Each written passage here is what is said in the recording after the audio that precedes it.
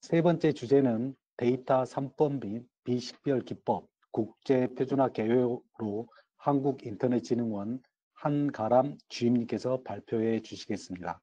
한가람 주임님께서는 2017년부터 한국인터넷진흥원 데이터 활동 지원팀에 근무하고 계시며 데이터 3법 개정안 요약 및 비식별 관련 국제 동향을 말씀해 주시겠습니다. 한가람 주임님을 모시도록 하겠습니다. 네, 안녕하세요. 소리가 나가고 있다고 생각하고 발표 시작하도록 하겠습니다. 네, 안녕하세요. 저는 한국인터넷진흥원에서 비식별 업무만 4년차 정도 한 데이터 활용 지원팀에 근무하고 있는 한가람 주임이라고 합니다. 오늘 제가 잠시만요. 페이지로 화면 잘 나오고 있겠죠? 네. 오늘 제가 발표 드릴 주제는 데이터 3법 및 비식별 기법, 국제 표준화 기호에 대해서 설명해 드리도록 하겠습니다. 잠시만요. 이게 안 나, 이렇게 했나? 네. 네, 목차는 다음과 같고요. 비식별 개요, 그리고 국외 비식별 표준 동향, 그리고 데이터 비식별 보증 요구사항이라고 해서 저희 키사에서 추진하고 있는 표준에 대해서 상세하게 말씀드리면서 마무리 지어보도록 하겠습니다. 먼저 들어가기 앞서서 이제 데이터에 대해서 우리가 왜 알아봐야 되는가, 그리고 이 데이터를 다루는 데 있어서 비식별이란 요소가 왜 중요한가에 대해서 잠깐 알아보도록 하겠습니다. 우리 4차 산업혁명에 대해서 키를 데이터라고 하죠. 이제 정책적으로도 많은 부분에서 관심을 가지고 있고 많은 분들께서 이게 새로운 이제 경제적인 활용 요소가 될 것이다라고 많이 예상을 하고 있습니다. 이런 데이터는 여러 가지 IoT라든지 스마트 센서 기기를 통해서 여러 가지 개인정보가 수집이 되어서 데이터가 축적이 되고 이런 데이터들이 빅데이터 형태가 되는 거겠죠. 왼쪽에 보시면은 뭐 비행기라든지 이제 뭐 스마트 자동차 그리고 스마트폰 여러 가지 기기를 통해서 이런 데이터가 쌓이는 것을 볼 수가 있습니다. 이런 데이터를 사용하는 데 있어서 개인정보가 필수 불가결하게 이제 쌓이게 되죠. 이러한 빅데이터를 통해서 쌓인 개인정보를 가공 처리를 해서 이런 개인 데이터를 여러 가지 분야에서 활용을 할 수가 있습니다. 아까 말씀해주신 우리 지역센터장님께서 말씀해주신 헬스케어라든지 또 다른 분야라는 O2O라든지 스마트 팩토리 여러 가지 분야에 대해서 이러한 개인정보를 활용을 할 수가 있겠죠. 그럼 이러한 개인정보를 활용을 어떻게 할 수 있을 것인가? 첫 번째로는 법률에서 허용하는 범위에서 이제 활용을 할 수가 있을 것입니다. 어떤 플랫폼이나 홈페이지나 어플을 사용하는 데 있어서 개인정보 수집할 때 최초 수집 목적의 범위에서 이런 원에서 허용하는 범위에서 이제 사용을 할 수가 있을 것이고요. 두 번째로는 이제 개인정보 주체의 동의 후에 그대로 활용하는 이제 방법이 있을 것입니다. 여기 아래 예시가 있죠. 빅데이터, 그러니까 개인정보를 수집할 때 빅데이터 분석 후 맞춤형 상품 추천을 위한 개인정보 수집 동의 해가지고 옆에 뭐 체크박스가 있겠죠. 어플이나 뭐 홈페이지라든지 체크박스에 이렇게 체크를 해가지고 회원가입을 하게 되면은 이러한 동의한 내용에 따라서 이 개인정보를 활용할 수가 있는 것이겠죠. 그리고 오늘의 주제인 세 번째 방법, 비식별 처리를 해가지고 이렇게 활용하는 방법 이렇게 크게 세 가지가 있을 수 있겠습니다. 그래서 잠깐 동의 기반에서 간단하게 설명을 드리자면 가장 큰 대표적인 예로는 뭐 마이데이터나 이제 솔리드 등이 있을 수 있겠습니다. 마이데이터나 이제 솔리드나 전부 다 개인정보 활용에 대해서 동의를 받고 그것을 활용하는 방식인데요. 솔리드 같은 경우는 이제 WW 창시자의 팀 버너스리가 만든 이제 플랫폼 중에 하나인데 이게 여기 오른쪽에 파란 박스 보시면은 솔리드 방식이라고 해서 솔리드 팟이라는 저장소에 담긴 데이터를 가져와서 이제 쓰는 방식입니다. 예를 들어서 어떤 그러니까 개인이 자신의 정보를 어떤 어플이나 플랫폼에 제공하는 거에 대해서 전부 다 조절을 할 수가 있는 것이죠. 솔리드 팟에 뭐 스케줄이라든지 복용하는 약, 알레르기, 뭐 여행지, 그 외 여러 가지 개인정보가 있을 수 있겠죠. 근데 이 어떠한 어플, 건강용 앱이라고 했을 때 이 솔리드 팟에서 스케줄, 복용량, 알레르기, 그 여행지만 제공할 수 있게 허용을 본인이 직접 컨트롤하고 뭐 운동량이라든지 뭐 다른 부분에 대해서는 제공하지 않고 이런 식으로 컨트롤할 수 있게 개인이 조절하고 개인이 동의하에 이런 개인정보를 쓸 수 있는 이런 플랫폼이 뭐 마이데이터나 솔리드가 있을 수 있겠죠. 네, 그러면은 세 번째 방법이었던 개인정보를 활용하는 방법 중에 세 번째였던 비식별을 활용하는 데 있어서 비식별이 무엇인가에 대해서 간단하게 설명해 보도록 하겠습니다. 우선 개인정보는 이제 법이 개정됨에 따라서 이제 가명정보의 개념이 정확하게 법에 들어갔죠. 그리고 익명정보 이렇게 세 가지로 크게 나눌 수가 있겠죠. 기존에는 개인을 알아볼 수 있는 정보, 그러니까 개인 식별을 할 수 있는 정보를 이제 개인정보라고 했고, 그리고 개인 식별성이 없다. 그러니까 개인을 알아볼 수 없는 정보를 비식별 정보라고 해서 2016년도에 이제 비식별 조치 가이드라인이 발간되면서 이 비식별 정보라는 개념이 있었고요. 근데 이것이 개정되면서 오른쪽과 같이 이렇게 나뉘었습니다. 개인을 알아볼 수 있는 정보, 그리고 식별 가능성이 있는 정보, 그리고 가명 정보까지 이제 개인정보보호법에서 다루다 보니까 개인정보의 영역으로 보고요. 그리고 일반 정보의 영역에 들어가면 익명 정보는 아예 개인정보에서 다루지 않는 것으로 보고 있는 거죠. 그럼 이 가명 정보와 익명 정보가 어떻게 다른가에 대해서 이렇게 표로 한번 알아보도록 하겠습니다. 자, 제일 위쪽 보시면은 이게 사실 레코드 단위로 가장 쉽게 예시를 드린 것이지 이게 사실 개인정보냐 아니냐를 따지는 건 전부 데이터셋 단위로 이제 판단을 해야 돼요. 그런데 일단은 가장 쉽게 말씀드리기 위해서 이제 레코드 하나, 홍길남이라는 사람 데이터 레코드 하나에서 제가 설명을 간단하게 드리도록 하겠습니다. 이게 개인정보가 있죠. 이름은 홍길남이라는 사람입니다. 생년월일은 1967년 1월 3일생이고요. 예, 빠른 년생이죠. 그리고 핸드폰 번호는 이렇게 있고요. 그리고 주소는 창원시, 뭐 마산 이렇게 살고 계시고, 그리고 직업은 국회의원입니다. 그리고 가족은 이렇게 되고, 예금 평균 잔액은 이렇고요. 대출액은 이렇습니다. 근데 이 정보를 가명 정보로 이제 조치를 할 것입니다. 근데 가명 정보는 개인을 알아볼 수 없는 정보에서도 이런 식으로 이제 개인 식별 요소를 완전히 삭제를 합니다. 삭제를 하고, 그리고 그 중에 하나는 암호화를 하는 식으로 암호화를 하는 거죠. 이게 무슨 차이가 있냐? 가명 정보와 익명 정보의 가장 큰 차이는 그러니까 개인을 식별할 수 없는 것은 마찬가지인데 추가 정보나 다른 정보를 통해서 개인으로 돌아갈 수 있냐 없냐를 합니다. 그러니까 추가 정보가 없으면은 개인 정보로 돌아갈 수 없는 식별이 불가능한 정보를 가명 정보라고 하는 것이죠. 이렇게 핸드폰 번호 자체는 이 하나로만으로는 개인 정보라고 볼 수 있겠죠. 이거는 1인당 한두 개씩 갈 수 있죠. 이 핸드폰 번호로 개인을 식별할 수 있기 때문에 이것은 개인정보로 할 수 있지만은 어떠한 일련의 방법으로 암호화를 했다면은 이 WD4285D 이 암호화된 코드로는 이 사람이 누군지 식별할 수가 없습니다. 그렇기 때문에 암호화 처리를 했다고 볼 수 있는 것이죠. 하지만 지금 두 번째는 잘못된 가명 정보라는 것을 보셔야 됩니다. 이게 왜 잘못된 가명 정보냐면은 여기 직업을 보시면은 국회의원이라고 되어 있죠. 우리나라의 국회의원 300석 있죠. 이렇게 300석 있는 특이치 정보라고 합니다. 예를 들어서 보편적인 사람이 갖고 있는 데이터 중에 하나는 이 사람이 어떤 것인지 알아볼 수 없지만 굉장히 특이하거나 소수의 정보 같은 경우는 개인 식별이 가능하죠. 가장 쉬운 예시입니다. 직업이 국회의원. 이러한 데이터의 경우에는 잘못된 가명 정보라고 볼 수 있는 것이죠. 왜냐하면 일부 정보로 이렇게 삭제도 했고 암호화도 했지만 이 직업을 그대로 뒀기 때문에 제대로 가명 처리가 되지 않다고 보는 것이 이거는 제대로 된 가명 정보 아니고 개인 정보라고 보시면 되겠습니다. 그럼 여기서 당연히 이 직업을 삭제를 하면은 이렇게 이름도 없고 생년월일 없고 핸드폰 번호는 이제 암호화가 됐겠죠. 그리고 주소는 범주화가 됐습니다. 뭐 3호로 63까지 해가지고 정확한 주소가 있었지만 9까지 나눠가지고 범주화를 했고요. 범주화 같은 경우는 더 큰 범위로 묶었다고 생각하시면 되는 이제 비식별 기법이고요.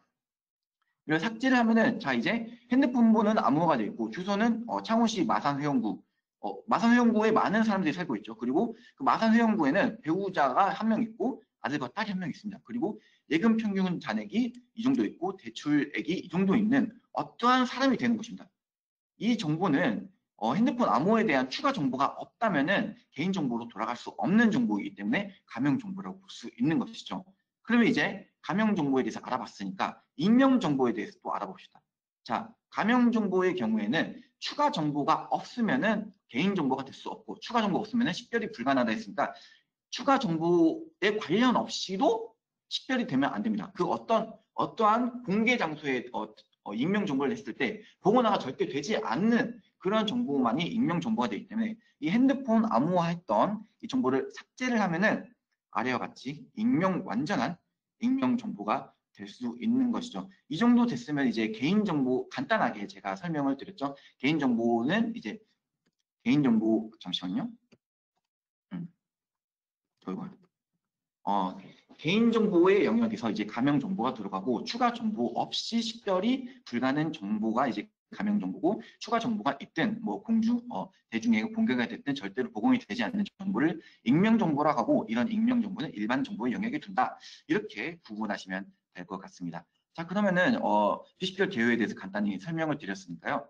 이번에 데이터 3법 개정과 그리고 가명정보에 대해서 간단하게 좀 더 살펴보도록 하겠습니다. 제가 좀 코로나 때문에 제가 웨비나를 이번에 3번째 하는데도 오프라인으로 할 때랑 다르게 좀 긴장되다 보니까 좀 말이 빨라지는데 좀 조절하면서 해보도록 하겠습니다.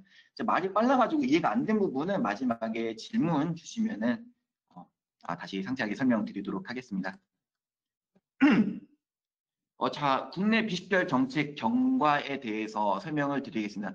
저는 좀 운이 좋았죠. 첫 번째 직장이 17년도에 입사를 했는데 입사 동시에 핫한 비식별 부서에 이제 배치를 받게 됐어요. 그래서 받자마자 이제 비식별 조치 가이드라인 16년도 6월에 이렇게 관계부 작동으로 발간한 개인정보 비식별 가이드라인. 이때는 법에서 비식별이라는 개념도 없고 이제 가명정보라는 개념이 없을 때 가이드라인으로서 이렇게 정책을 펼쳤을 때가 있었습니다. 오자마자 저 이걸 굉장히 많이 공부를 했었죠. 공부를 해가지고 이런 게 비식별이구나 공부를 하고 있는 와중에 17년도 11월 달에 이렇게 시민단체가 고발을 했습니다. 이 고발 관련된 내용이 뭐냐면은 저희 개인정보 비식별 조치 가이드라인에 정보집합물 결합이라는 내용이 있습니다. 이 결합이 뭐냐면은 두 개의 기관이 비식별 조치를 해가지고 하는데 이거 비식별 조치를 할 때 그때 당시는 임시대책기라는 개념, 현재로는 결합기죠. 결합기라는 개념이 그때 당시는 임시대책기라는 개념이었습니다. 이 임시대책기를 통해서 두 개의 기관이 비식별 조치한 데이터를 하나의 비식별 조치로 합치는 정보집합물 결합이라는 개념이 있었고 그거에 대해서 이제 관계부처 합동으로 나온 가이드라인이다 보니까 그 관계부처가 지정한 전문기관에서 이런 결합들을 수행을 해줬습니다. 근데 시민단체에서는 이거에 대해서 고발을 했었죠. 그래서 이 가이드라인이 나오고 사실 이제 산업계에서는 불만도 많았지만 이걸 통해서 활용하고자 하는 움직임이 굉장히 많았거든요. 그러다 보니까 그때 당시 가이드라인이 지원했던 적정성 평가나 결합 관련해서 문의도 많았고 저희도 나갔던 게 많았는데 이 시민단체가 고발하면서 사실상 거의 이제 비식별 정책이 좀 스탑이 되었었습니다. 그러면서 이제 시민단체와 산업계와 이제 정부부처 전문기관이 다 같이 모여서 규제 제도 혁신 해코톤을 하면서 합의를 했죠. 어떠한 부분에서 개선점이 있고 개인정보보호법에 대한 개정이 필요하다. 그렇게 해가지고 이제 의원 입법이 발의가 되었고 그리고 심사가 되었고 통과가 되어서 이제 마지막으로 2020년 1월 9일에 본회의가 이렇게 통과가 되었습니다. 그리고 8월 5일부터 이렇게 시행이 되게 되었죠. 그리고 참고로 이 시민단체 고발건에 관해서는 19년도 12월에 이제 제안고가 이제 기각된 상황입니다. 자, 이에 따라서 이렇게 이러한 과정을 통해서 개정된 데이터 3법 개정안 요약을 이렇게 정리를 해보았습니다. 사실 굉장히 디테일한 부분에서 많이 확인을 해봐야 되는데 일단은 개요적인 부분에서 크게 비식별만 얘기하는 세미나가 아니기 때문에 이제 간단하게만 짚고 넘어가도록 하겠습니다. 왼쪽 크게 보시면 개인정보보호법에서는 가장 큰 부분이 가명정보 도입이라고 할 수 있겠죠. 데이터를 개인정보, 가명정보, 임명정보로 구분하게 되었고 그 간단한 내용은 제가 아까 말씀드린 부분과 같습니다. 그 부분에 대해서 좀 법 개정을 좀 자세하게 확인하시면 더 좋을 것 같고요. 개념적인 부분에서는 제가 말씀드린 부분에서 크게 많이 벗어나지 않고 그 부분에서 디테일한 차이는 있지만 그 정도만 이해해 주시면 될 것 같습니다. 그리고 추가 정보 없이 특정 개인을 알아볼 수 없는 아까 말씀드렸죠. 가명정보 개념이 도입됐습니다.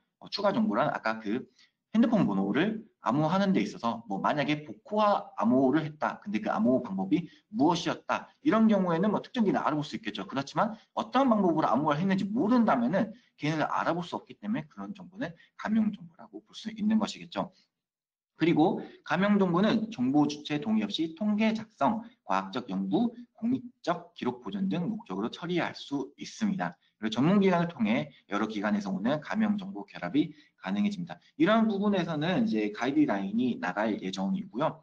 결합 또한 가이드라인으로 나와서 그 부분에서도 이제 확인을 하실 수 있을 것입니다. 그리고 정보 주체 동의 없이 이용할 수 있는 범위가 구체화되었습니다. 당초 수집 목적과 합리적으로 관련된 범위 내에 정보 주체 동의 없이 개인정보의 이용, 제공이 허용되었습니다. 그리고 개인정보 범위가 명확화되었죠. 그리고 개인정보 중 다른 정보와 쉽게 결합해 특정 개인을 알아볼 수 있는 정보의 판단 기준, 시간, 비용, 기술 신설이 되었습니다. 그리고 이제 거버넌스가 이루어져야죠. 계보위로 모든 체계가 일어나기 시작했습니다. 그리고 완전히 될 예정이고요. 그리고 신현정보보호법에서도 이제 금융 분야 빅데이터 분석 및 이용 법적 근거를 마련하게 되었습니다. 감염정보는 통계 작성, 연구, 공익적 기록, 보존 목적 없이 동의 없이 활용이 가능하고요. 이제 감염정보에 한해서입니다. 개인정보는 당연히 안 되겠죠.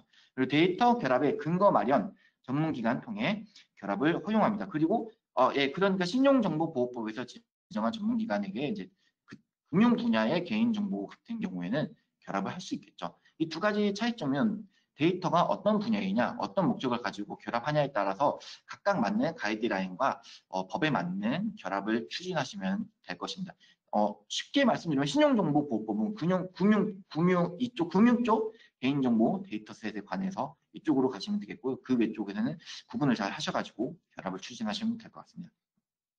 감염정보에 대한 안정장치 및 사후통제 수단을 마련하고요. 그리고 마이데이터 산업에 대해서도 법적 근거를 마련했습니다. 마이데이터 같은 경우는 제가 앞서 말씀드렸다시피 동의하에 개인이 컨트롤하고 이제 플랫폼으로서 개인정보를 활용할 수 있게 하는 그런 플랫폼인데요. 이러한 마이데이터 서비스에 대한 법적 근거를 마련하게 되었고, 그리고 신용정보보호법에서는 금융 분야 개인정보 보호 강화 관련해서 개인 신용정보 이동권 도입 그리고 유출에 대한 배상금을 강화했죠. 그리고 정보통신망법에서 계보위로 이관한 것을 확실히 했고요. 그래서 더 쉽게 설명드리자면은 뭐가 가장 크게 바뀌었냐? 개인정보 거버넌스가 일원화되었습니다. 계보위로 전부 다 이관이 되어가지고 감독기구 및 관련 법령이 정비가 되었습니다. 그리고 감염정보라는 개념이 도입되면서 안전하게 데이터 이용을 할 수 있도록 하는 이 기반을 마련했죠. 안전한 데이터 이용 활성화라고 이렇게 표현을 해보았고요. 이로 인해서 개인정보 개념이 명확화되고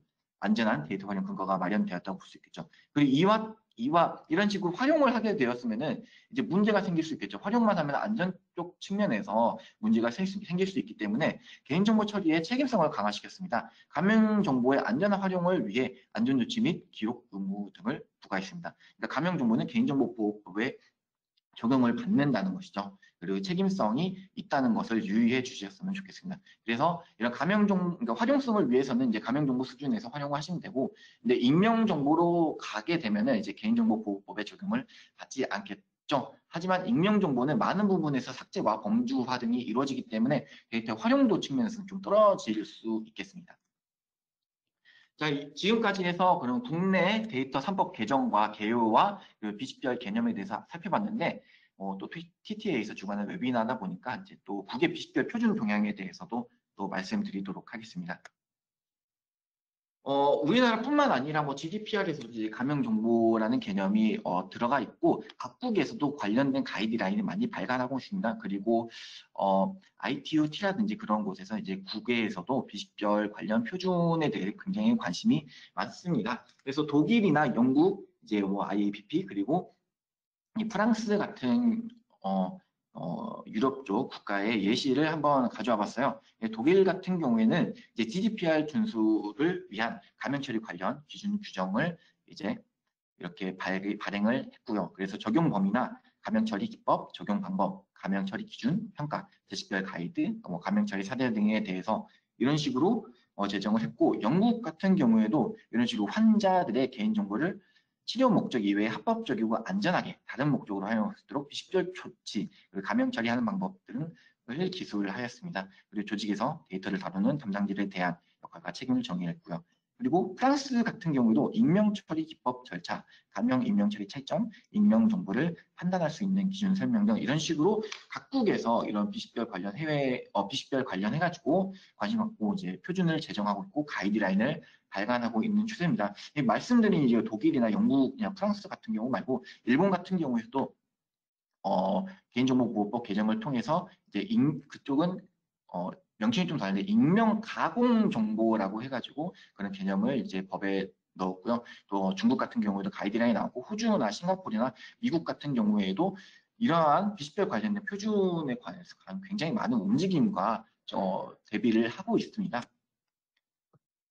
네, 미국 같은 경우에는 미국 같은 경우 그리고 영국, 캐나다 그리고 국제표준 ISO 20889 같은 경우는 비식별 관련 용어 정의, 비식별 기술 분류, 비식별 모델 적용 원칙 등 여러 가지 부분에서 이런 식으로 하고 있고 ISO 25237 같은 경우는 의료 데이터 정보 주체 간의 연관성을 제거하는 절차를 안내하고 가명 정보의 제식별 방지를 위한 위험 레벨을 정의하고 있습니다. 이런 식으로 각국에서 다 같이 비식별 관련돼서 굉장히 핫한 이슈가 있다는 걸 알 수가 있죠. 빅데이터를 활용하는 데 있어서 이런 비식별 조치가 필수 불가결하기 때문에 이런 개인정보 이슈는 전 세계적으로 항상 화두가 되는 것 같습니다. 그래서 국내에서는 비식별 관련 국제표준화 그룹이 어떤 것이 있냐?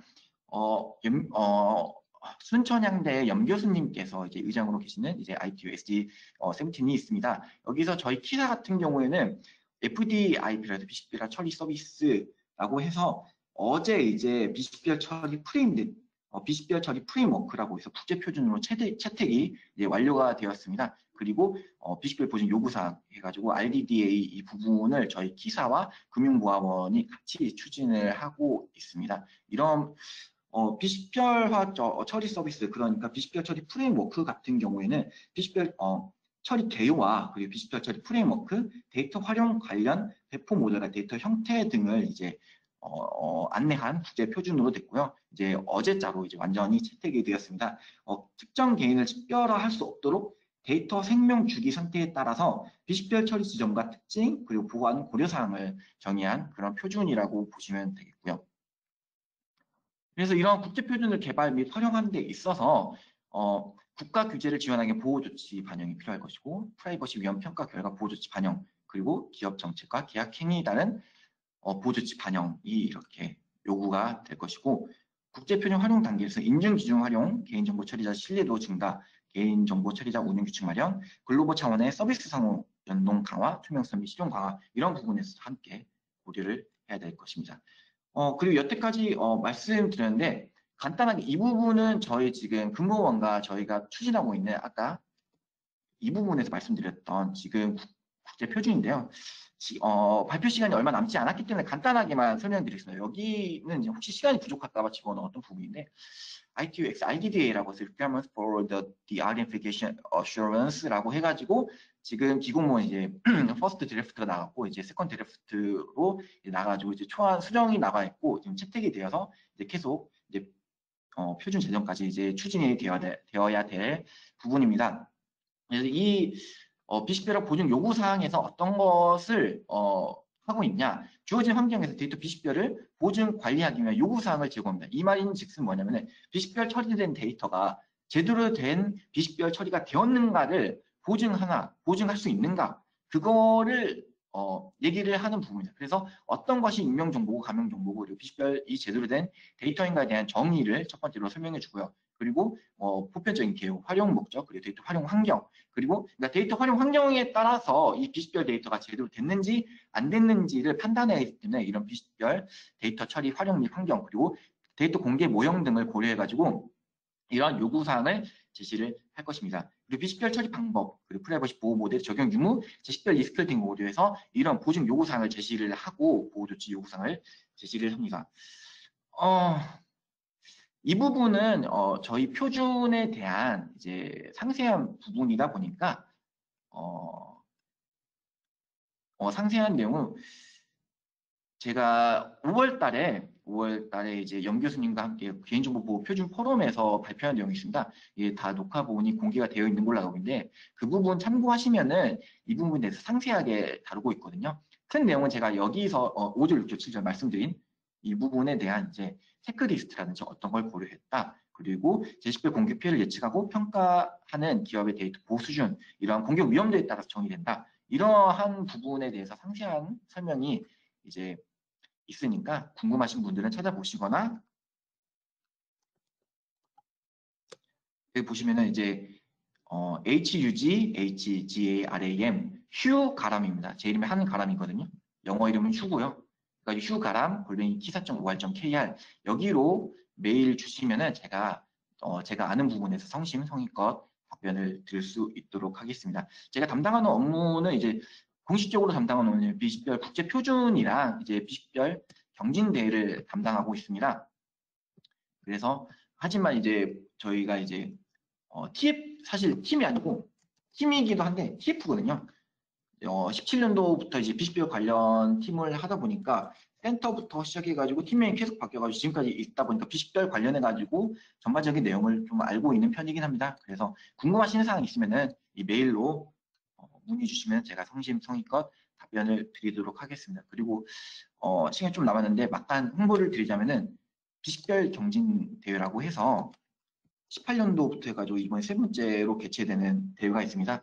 비식별 개념에 대해서 저희 키사랑 금고원이랑 전문기관에서 비식별 관련된 교육을 많이 진행을 하고 있어요. 근데 이런 교육 들으시면은 이 비식별 경진 대회에 충분히 응할 수 있는 수준이 되거든요. 지금 월요일부터 접수를 시작했는데 1등이 700만 원이고요. 그리고 과기부 장관상입니다. 대상이. 혹시 관심 있으신 분들은 공부 좀 하시고 신청해 주시면 굉장히 도움이 될 것 같습니다. 자, 이상으로 발표 마치고요. 궁금하신 사항 있으면 말씀 부탁드립니다. 네, 한가람 주임님 발표 감사드립니다. 그 질문창에 들어온 질문 두 가지를 드리도록 하겠습니다. 첫 번째 질문은 가명 정보나 익명 정보 등 비식별 관련 국내 기술 수준이 어느 정도인지가 첫 번째 질문이고요. 두 번째 질문은 이 관련 제품의 상용화 시점을 언제쯤으로 예상하는지에 대한 답변 부탁드리겠습니다. 일단 첫 번째로 기술 수준에 대해서 말씀해 주셨는데 기술 수준은 낮지 않은 상태입니다. 전 세계적으로 비교해 봤을 때 저희가 일본 같은 경우에도 먼저 저희가 개인정보 비식별 경진대회를 추진하면서 벤치마킹을 먼저 일본을 했어요. 일본의 PWS컵이라는 비식별 경진대회가 먼저 있었습니다. 근데 이런 경진대회를 메이지 대학교의 이제 기쿠치 교수님께서 추진을 하셨는데 저희 센터 그때 당시 센터에서 이제 일본 가서 이제 자문을 구하는 과정에서 저희의 이제 지적 수준이나 기술이 그쪽에 밀리지 않는다는 것을 확인했고요. 그리고 작년 같은 경우에는 캐나다와 미국의 하이트러스트라는 비식별 국제 표준을 추진하는 업체가 있습니다. 그리고 비식별 국제 자격증을 관리를 하고 있어요. 근데 국내로 초청해가지고 교육을 했었는데 그 강사님들과 강사님을 초빙하면서 저희 국내 비식별 전문가분들을 많이 초빙을 했었거든요. 삼성병원에서도 오셨고 그리고 교수님들도 오셨고 그리고 많은 분들께서 오셔가지고 수업을 들었는데 수업이 아니라 토론이 되더라고요. 그러니까 그만큼 저희 비식별 기술 분야의 전문가들이 세계적으로 뒤처지지 않는 수준의 지식과 기술력을 가지고 있습니다. 근데 그런 분들이 굉장히 몇 명이 안 된다는, 몇 명이 안 되죠. 그러니까 전문가가 있긴 있고 굉장히 기술적 수준이 높은데 몇 명이 안 된다는 좀 아쉬운 점이 있고요. 그리고 기술 상용화에 대해서 말씀을 해주셨는데 지금 현재 비식별 관련해서 그러니까 지금 개정 전부터 비식별 가이드라인이 나올 때부터 비식별 관련 솔루션 업체가 제가 알기로는 큰 곳이 한 4군데 정도가 있었습니다. 대신 이제 B2B 서비스로 이제 솔루션을 판매를 하고 있었고요. 그리고 이 비식별이라는 산업이 앞으로 좀 전망이 높고 4차 산업과 관련해서 연결이 되어 있기 때문에 이런 솔루션 사업에 끼어들고자 하는 문의도 굉장히 많아요. 몇 개가 있냐, 우리가 이런 거 개발하고 있다. 이런 식으로 지금 도전하고 있고 지금 개발되고 있고 이제 커져나가는 단계이기 때문에 앞으로 이런 상용화가 더 B2B를 넘어서 더 커지지 않을까, 보편화되지 않을까 그렇게 예측을 하고 있습니다. 네, 답변 감사합니다. 추가 질문을 하나 더 드리겠습니다. 강원정보보호지원센터 김재성 센터장님께서 질문을 하셨는데요. 개인 네. 민감 정보를 가이드라인에서 제시한 보호 조치를 마련해서 제3자에게 제공하는 경우 규제 대상인지요라고 질문을 하셨습니다. 답변 부탁드리겠습니다. 이제 민감 정보의 경우에는 앞서 말씀드렸다시피 그 자체로 개인 식별 요소인지 아닌지를 먼저 확인을 해야 됩니다. 그러니까 민감 정보라고 하면 의료 데이터가 될 수도 있고 뭐 구매 데이터가 될 수 있겠죠. 뭐 의료 데이터 같은 경우에는 정말 극단적으로 뭐 성병 이런 경우에는 굉장히 민감한 데이터지만 이런 성병이 보편적으로 걸린다면은 이것은 이제 개인정보라고 개인정보로 볼 수 없겠죠. 이러한 부분을 다 따져본 다음에 개인정보로 이제 개인정보 그 제3자에게 제공을 할 때 이제 이게 개인정보인지 아닌지 그리고 가명정보인지 익명정보인지를 구분을 하신 다음에 개인정보 제공을 해야 되겠죠. 그러니까 민감 정보라고 해서 일괄적으로 이거 처리해서 줘도 되냐라고 판단하기는 좀 어려운 부분이 있습니다. 네, 발표와 질문에 대한 답변을 해주신 한가람 주임님께 감사드립니다. 감사합니다. 네, 감사합니다.